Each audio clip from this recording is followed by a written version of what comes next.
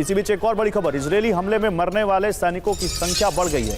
Israeli हमले में अब तक 4 ईरानी सैनिकों की मौत हो चुकी है। हमले में घायल कई सैनिकों की हालत गंभीर बताई जा रही है। बढ़ सकता है मरने वाले सैनिकों का आंकड़ा।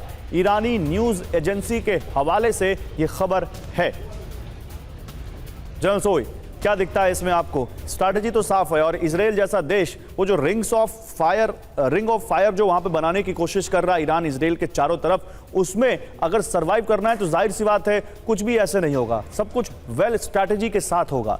लेकिन ये कब तक चलेगा और कब तक? आप जैसे अभी बात आ रही है कि वो जो अपने इंटरेस्ट को सारे देश सामने रख रहे हैं, लेकिन फिर वो मुस्लिम ब्रदरहुड, इस्लामिक ब्रदरहुड क्या कभी वो इजराइल के खिलाफ होगा जैसे 6 देश एक साथ आ गए थे इजराइल के खिलाफ इतिहास में?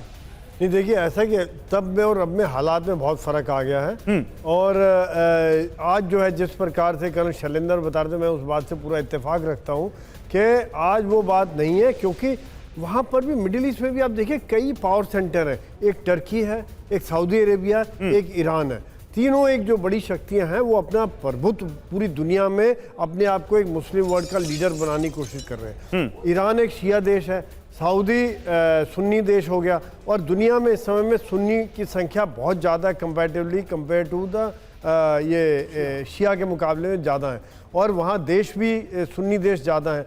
तो यहाँ पर ईरान के साथ अगर कुछ खड़े तो कुछ 2-3 देश हैं, इराक, सीरिया, जो जहाँ पर कुछ उनके यमन में हूथी रेबल्स हैं। यमन सरकार नहीं है लेकिन हूथी रेबल्स उनके साथ है, हिजबुल्ला हो गया। ये नॉन स्टेट प्लेयर जो हैं वो ज़्यादा इनके साथ खड़े हुए हैं।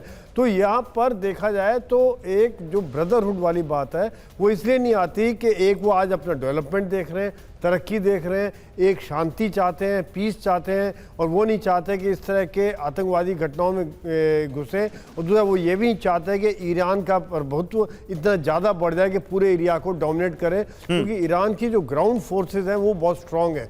ईरान की ताकत कम नहीं है, चाहे उनके टैंक्स हो, इन्फेंट्री हो, आर्टिलरी हो, ये काफ़ी स्ट्रांग है। और उनके पास बहुत बड़ा मिसाइल का जखीरा है जो आसपास के जो अरब देशों के मुकाबले में काफ़ी स्ट्रांग है। तो ये कारण है कि वो चुप बैठे कि इनको पिटने दो, पिट रहे हैं, तो वो अभी अपना साइड में बैठ के तमाशा देख रहे हैं। बहुत शुक्रिया सर आप दोनों लोगों का हमारे साथ जुड़ने के लिए और बहुत सरल शब्दों में हमारे दर्शकों को समझाने के लिए कि वॉर और वॉर के पीछे की कहानी क्या है। बहुत शुक्रिया आप दोनों का। देखिए इस बीच बड़ी खबर, इजरायली हमलों के बाद ईरान का बयान, गाजा और लेबनान की सुरक्षा करते रहेंगे, ये आया है ईरान का बयान।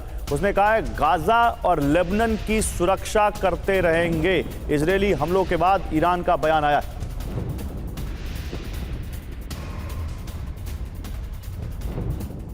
तो ईरान की क्या तैयारी है और इजराइल को कैसे जवाब देगा ईरान? आइए समझते हैं क्या तैयारी है और कैसे जवाब देगा, ये समझिए।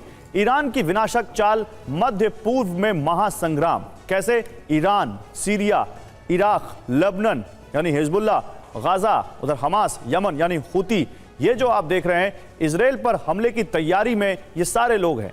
इजराइल पर बड़े हमले की तैयारी में ईरान सबसे ज्यादा। ईरान 25 अक्टूबर की रात के हमले का बदला लेगा, अपने सभी सहयोगियों और प्रॉक्सी की मदद लेगा।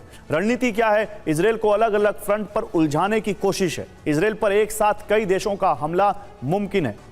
बड़ी खबर यह है, लेबनान में बारूदी प्रहार जारी है। इजराइल ने दाहिया में बॉम्ब बरसाए, लड़ाकू विमानों से भीषण बमबारी की है, हिजबुल्ला के ठिकानों पर हमला किया है।